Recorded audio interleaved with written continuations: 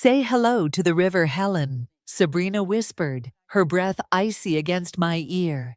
Before I could even turn, her hands pressed firmly against my back. I stumbled, my hips screaming in protest, and the next thing I knew, the world tilted. Cold water surged up to meet me, swallowing my body whole. My son, Michael, stood on the deck just feet away. His face was blank, no shock, no horror, just the faint curve of a smile that told me everything. This was no accident. The current dragged at me, pulling me away from the shining white boat that just hours earlier had felt like a promise of reconciliation. As I fought to keep my head above the surface, a single thought cut through the terror like a knife. My own child wants me dead, but let me back up. Let me tell you how a perfectly ordinary Tuesday morning turned into betrayal so sharp it nearly carved me out of existence. I'm Helen Marshall, 66 years old, a widow, a mother of one. My husband Thomas died 2 years ago, leaving behind a sprawling logistics company that he and I had built from nothing. When he passed, the empire became mine, not his siblings, not the board of directors, me, the sole owner of a fortune worth nearly $2.7 billion. And since then, my life had been a balancing act between grief, recovery, and the desperate hope that my son still wanted me as his mother, not just his bank. So when Michael called that morning, personally, not through his secretary, my heart lifted. He hadn't called me directly in months. His voice was warm, almost boyish, as he said, "Mom, let's celebrate your recovery from surgery. Just you, me, and Sabrina, a family outing. We've got the boat waiting." I should have heard the danger in those words. I should have felt the insincerity crawling under his tone. But loneliness makes fools of us all.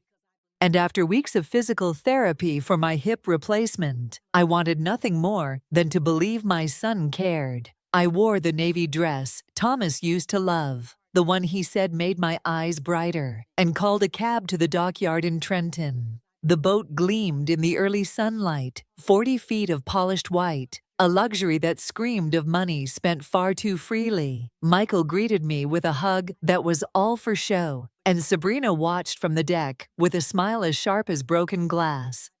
The river sparkled around us, calm and inviting, but I had no idea that beneath the surface, danger circled, waiting for the moment I let my guard down. And when it came, it was my own family who pushed me in. The river was merciless. The shock of the cold stole the air from my lungs, and the weight of my soaked dress dragged me downward. For a heartbeat, panic clawed at me. My hip throbbed, my chest burned, and a cruel thought flashed across my mind. This is how it ends.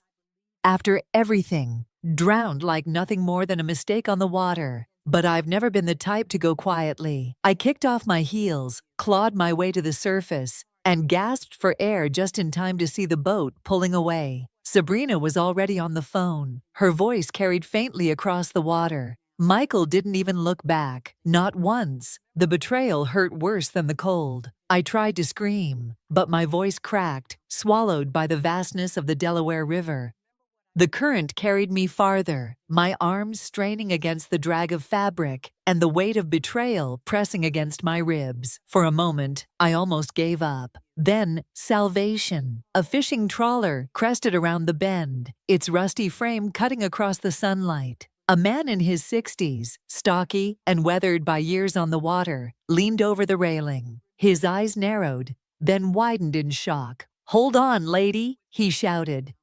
"Tyler, get the rope." 2 strong arms pulled me aboard moments later, his and those of a lanky teenager with the same sharp jawline. I collapsed onto the deck, coughing up river water, shivering so violently my teeth rattled. "Holy hell," the man muttered, wrapping me in a wool blanket that smelled of salt and smoke. "You trying to get yourself killed?" I shook my head, still gasping. "No. My family.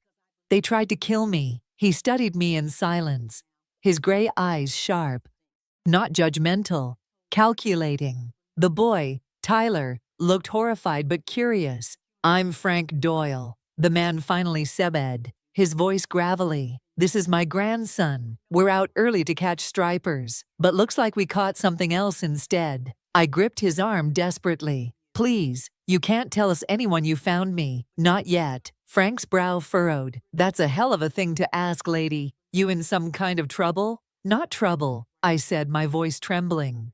A war. And if they know I survived, they'll finish the job. For a long moment, he said nothing. Then slowly, he nodded. Sometimes the right thing ain't what the law says. Fine, you stay quiet. We'll say it was driftwood we saw, but you'd better tell me the whole story. I pulled the blanket tighter, my body still trembling but my mind sharpening with a clarity I hadn't felt in months. They think I'm dead, I whispered, and I'm going to let them think so until I destroy them. 4 days later, I stood hidden beneath the shadow of an old oak tree, on the edge of Greenwood Cemetery, a borrowed black veil covering my face. From where I stood, I had the perfect view of my own funeral. The casket was silver, polished, absurdly expensive, empty, of course, a showpiece for the living, not a resting place for the dead. Rows of chairs were filled with mourners, some genuine, some there for the spectacle of it all. And at the center of it stood Michael and Sabrina, dressed in flawless black. They looked the part of grieving children so perfectly, it could have been theater. Michael's eyes glistened as he accepted condolences, while Sabrina dabbed her cheeks with a silk handkerchief. To anyone watching, they were the picture of loss. To me, they were liars standing on a stage they'd built out of my supposed death. I bit the inside of my cheek until I tasted iron. Reporters hovered at the edges, cameras clicking. I'd already seen the articles. According to the Trenton Times, I'd fallen victim to the cruel unpredictability of age. They quoted Michael, claiming I had shown worrisome signs of confusion in the months before the accident. Sabrina had gone even further, sobbing to the press about her fear that Helen would wander off one day and never return. The narrative was set. I wasn't a victim of betrayal. I was a confused old woman whose decline had tragically ended in drowning. I scanned the crowd, looking for familiar faces. My neighbor, Mrs. Dalton, was there, tears streaming openly. Old friends from my church group. Even the doctor who had performed my surgery, his head bowed respectfully. These people truly mourned me. That was the part that burned the deepest, genuine grief being twisted into fuel for Sabrina and Michael's lies. But then I noticed something strange. My longtime lawyer wasn't there, neither was my accountant, and my financial advisor, the one who'd guided Thomas and me through decades of decisions, was conspicuously absent. Why would the people who managed my billions not attend the funeral of the woman they supposedly served, unless, of course, they had other roles to play? As the pastor droned on, Sabrina leaned into Michael's shoulder, her face angled just enough for the cameras. She looked beautiful, tragic, almost saintly. And I realized she was playing not just for sympathy, but for legitimacy. Every tear was an investment in her new life as the grieving heiress. I gripped the bark of the oak tree, my nails digging in. Let them bury an empty box. Let them sell my image as senile and lost. Because while they mourned a ghost, I was watching, waiting, and very much alive. That night, while the echoes of my own funeral still rattled in my chest, I made a decision. If I wanted the truth, I had to return to the house that had once been mine. Frank drove me to Princeton, where the Marshall home stood like a monument to everything Thomas and I had built. 35 years of laughter, arguments, Christmas mornings, and late-night talks had lived inside those walls. Now it belonged to Michael and Sabrina, signed over after Thomas's death because I'd believed family meant something. The street was quiet when we arrived near midnight. Porch lights flickered here and there, but no movement. My hand trembled as I slid the old brass key into the back door lock. Michael had never asked for it back. Why would he? As far as he knew, I was lying at the bottom of the Delaware. The click of the tumblers sent a shiver down my spine. The house smelled different as soon as I stepped inside. Expensive colognes, harsh cleaning products, something artificial that masked what it really was. No longer my home. I moved slowly through the rooms, careful with the flashlight Frank had given me. The furniture was draped in white sheets, But beneath them, I glimpsed new leather couches, an entertainment system far larger than anything I'd ever allowed Thomas to buy. On the counters sat bowls of imported fruit and wine bottles with labels I didn't recognize. It wasn't a house someone visited, it was a house someone lived in. In the kitchen, the refrigerator hummed. Inside were fresh groceries, the kind delivered weekly. Organic vegetables, French cheese, baby formula. My pulse quickened. It was the office upstairs, Thomas's old study, that held the truth. The desk was no longer his orderly workspace. Papers spilled across the surface, binders stacked in neat piles. At the top, stamped in bold black letters, was a folder labeled Project Helen. My stomach turned cold.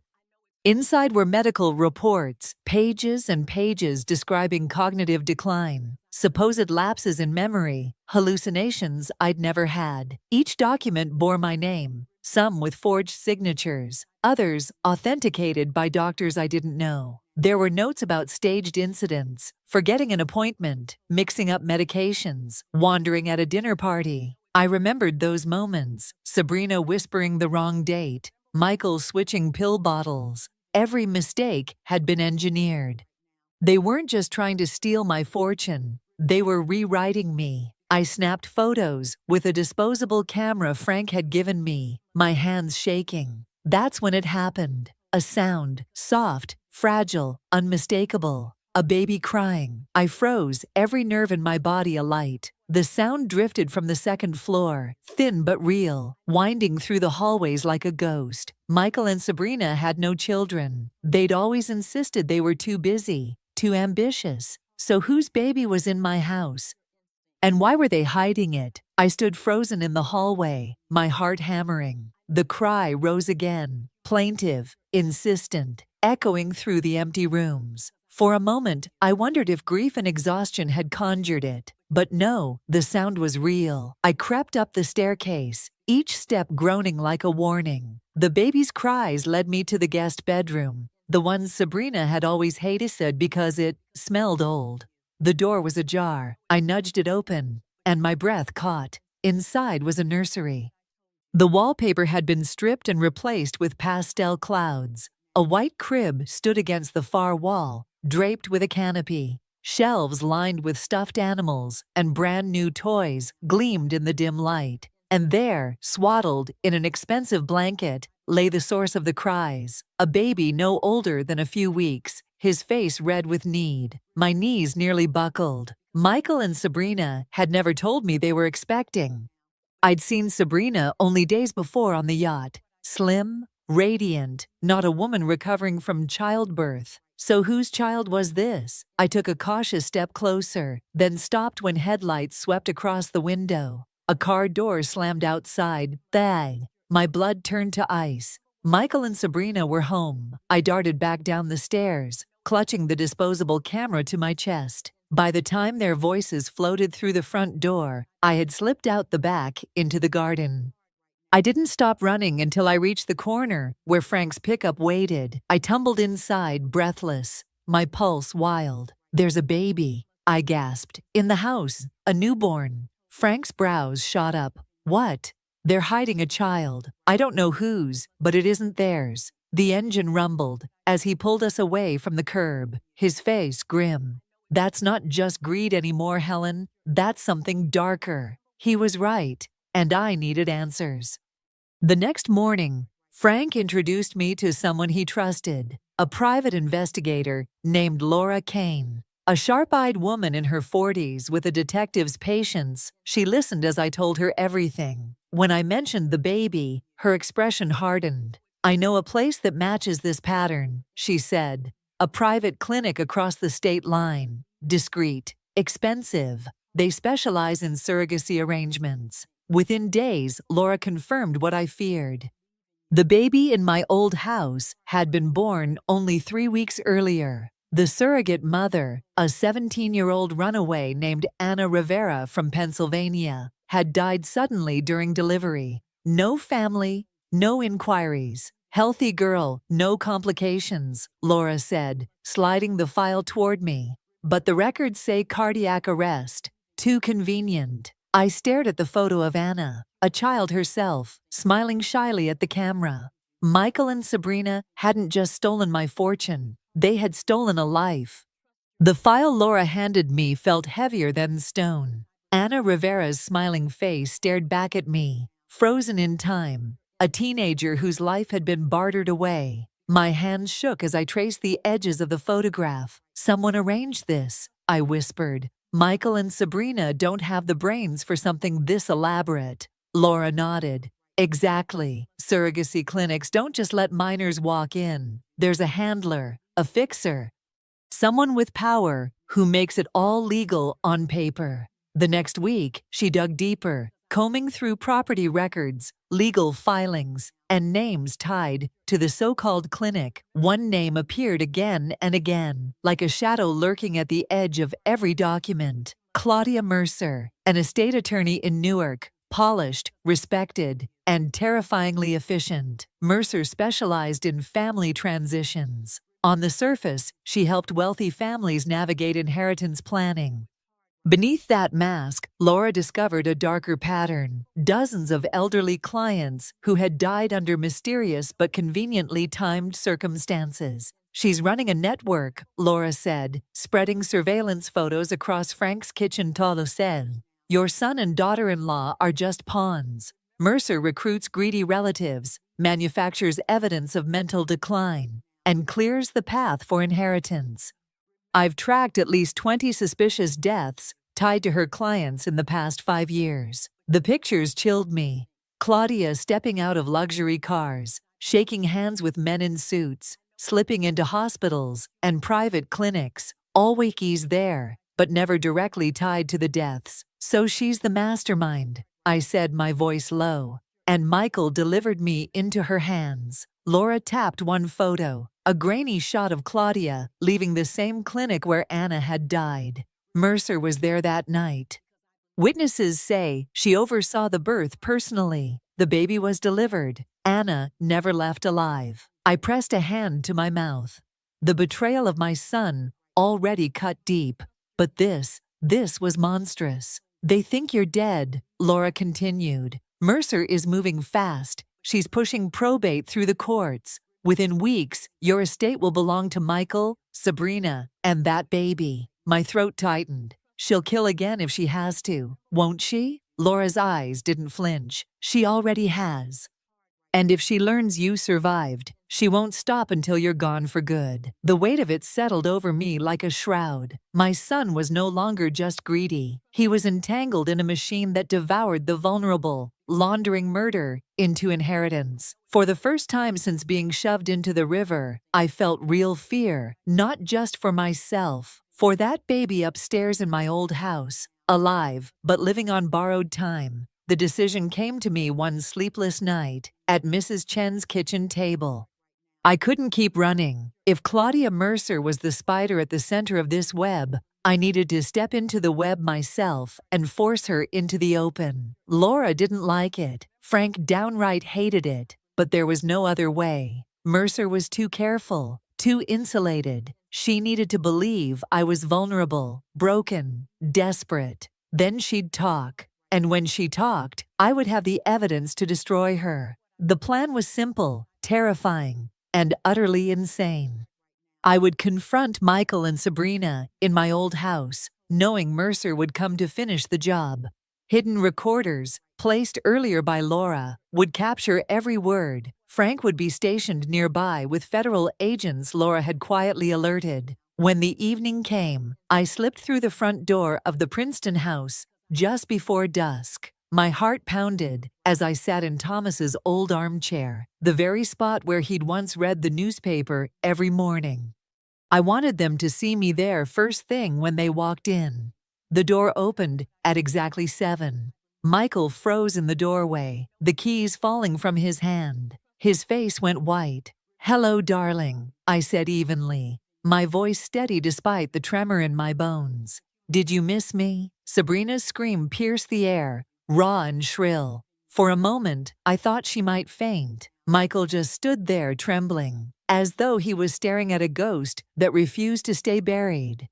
Before they could speak, another presence filled the room. Claudia Mercer entered, as if she owned the place, her tailored suit flawless, her eyes cold and assessing. "Well," she said, her tone sharp as glass, "the woman who refuses to die." She set a leather portfolio on the coffee table, glancing at me as though I were a mere inconvenience. "This is unwise, Mrs. Marshall, very unwise." I folded my hands in my lap. "Is it? Or is it unwise for you to sit here and admit what you've been doing?" She gave a thin smile. "You think you've cornered me, but I provide a service. Families like yours steers want freedom from burdens. I make it clean, efficient, legal. Call it estate acceleration if you like. The old past beasts out peacefully. The young inherit sooner. Everyone wins." Her words were venom disguised as reason. Michael swallowed hard. Sabrina gripped his arm, and I leaned forward, my voice low and calm. "You've murdered people, dozens, and tonight the world is going to hear you say it." The hidden microphones blinked red in the dark, and then, right on cue, the windows shattered as agents poured through every entrance. Chaos erupted as agents swarmed the house. The crack of boots against hardwood, the shouts of commands, the metallic snap of handcuffs. It all blurred together in a storm of justice I'd been waiting for since the day Sabrina pushed me into the river. Claudia Mercer tried to run. She bolted for the kitchen, her expensive heels skidding across the floor. She made it less than 6 feet before 3 agents slammed her down, her leather portfolio scattering like broken wings. Michael and Sabrina stood paralyzed on the sofa, their masks of composure stripped away, nothing left but pale faces and trembling hands. "Claudia Mercer," one agent barked, "you're under arrest for conspiracy to commit murder, racketeering, wire fraud, and elder abuse." Her lips curled, but she said nothing. Then the agents turned to Michael and Sabrina. The silence was louder than any scream. As they read my own son his rights, his eyes flicked toward me, desperate, pleading. "Mom," he whispered, his voice cracking. "I didn't mean for it to go this far, but it had." The legal storm that followed lasted months.